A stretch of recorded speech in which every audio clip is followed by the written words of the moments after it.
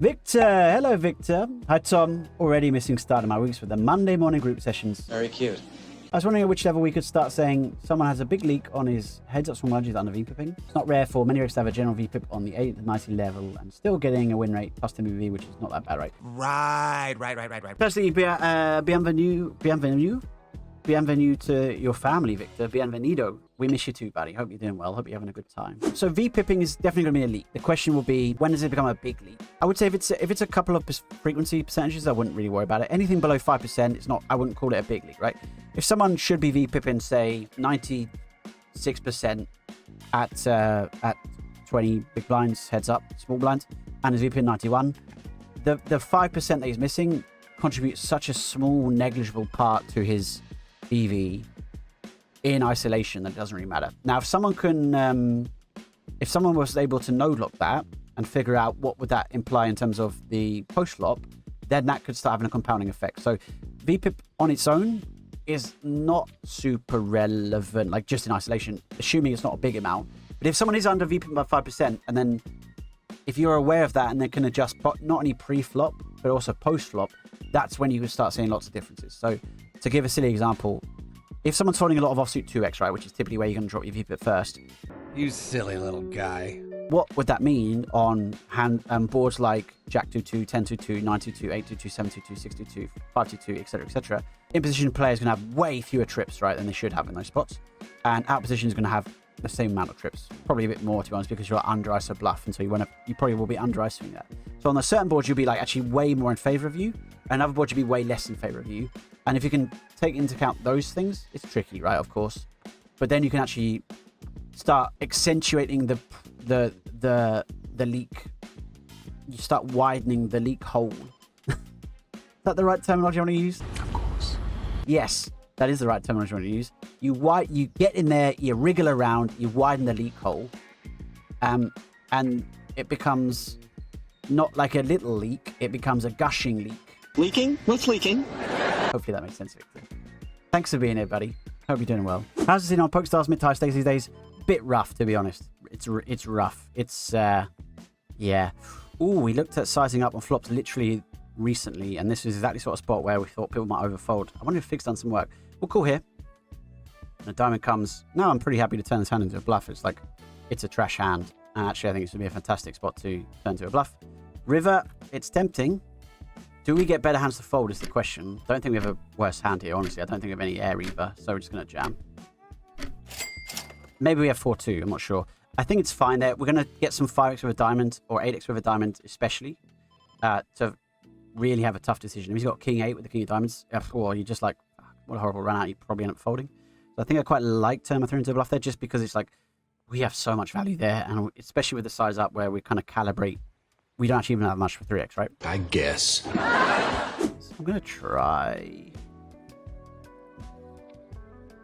Might not work. Didn't work. I'm going to call everything here. He's literally going to call everything. Jack 7 off.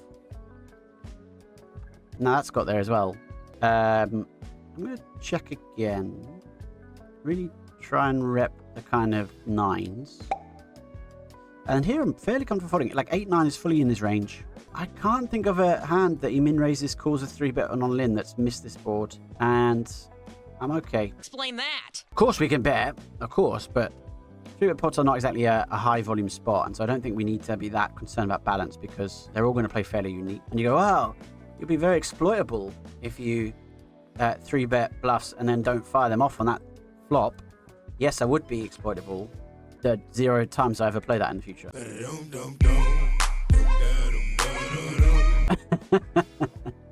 That's cool. Hi, how much chip variance is there? Is 7k games good enough sample to be in a 5 chip V deviation? 7k games is a decent sample in reg speeds. In flush speeds, I'm mixing there for sure. I'm not going to let this. Let's go for a raise. I took too long, but I wanted to raise quicker, but I think it's fine. We've had a little strategy recently. I'll let you in on some of the secret testing stuff we've been doing. Raising every limp stab. Not continuing with any flats, just only raising whenever given the opportunity, and it's gone really well so far. I'm going to check this one back and rep the jack, and now we're sort of sad. When he checks, like, how can he call if we go 9.25? How can he call, ladies and gentlemen? How can he call? There you go. Just sort of pummel away through that hand, even though it doesn't make too much sense. It's magic. Flop a double gutter. That's kind of good. Board that we're not considered to bet much on, so I think I actually quite like betting here. Starting up here, probably expect a few check raises. We didn't actually call a check raise even if we did get one, but yeah, against the super nut check raise would be like 9-7, 10-7. We actually have pretty good equity into that. Club comes, bad for us. Not folding any clubs on, 2 clubs on a flop. Definitely folding some 7Xs. I would guess unimproved. So worse than normal club. Probably some donkey on that turn from theory, and we'll just be folding this. There is some 8X here, which is interesting if he folds, if he called, but 8X would be 8-3, 8-5. That's it.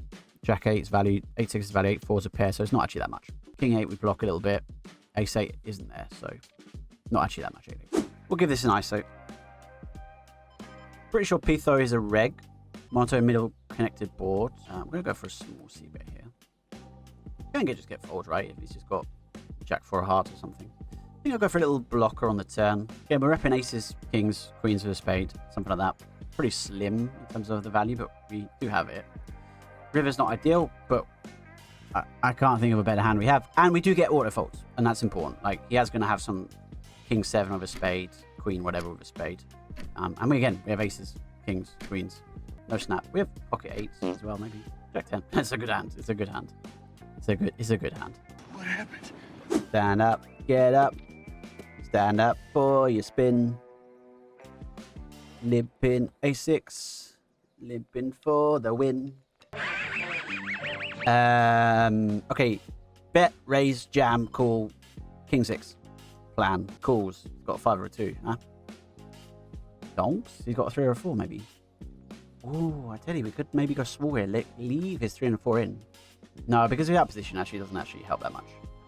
So 3BB is fine. I think he's going to fold a lot of 2x here, 3x and 4x, but that's okay. If he folds a hand like, 10-3, okay, we do at least deny the equity. That's okay.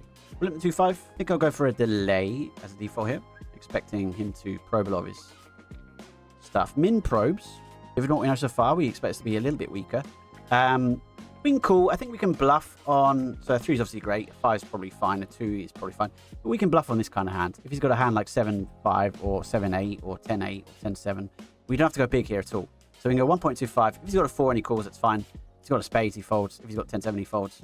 If he's got a 9, he's not folding, obviously. But we don't need to go bigger to try and make him fold a 9. Okay, and now we know he hasn't got a 9. I didn't think he'd actually have too many 9x bet and min on that turn. But now we know, and therefore, okay, we'll be careful.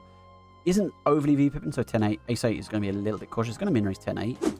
Some mad stuff was... Ooh, it's a 10x, ladies and gentlemen. Ooh. Get the correct ooh. And we got ace-queen. Hang on, we're not ready. I wasn't ready. She wasn't ready. Right, we're jamming ace-queen.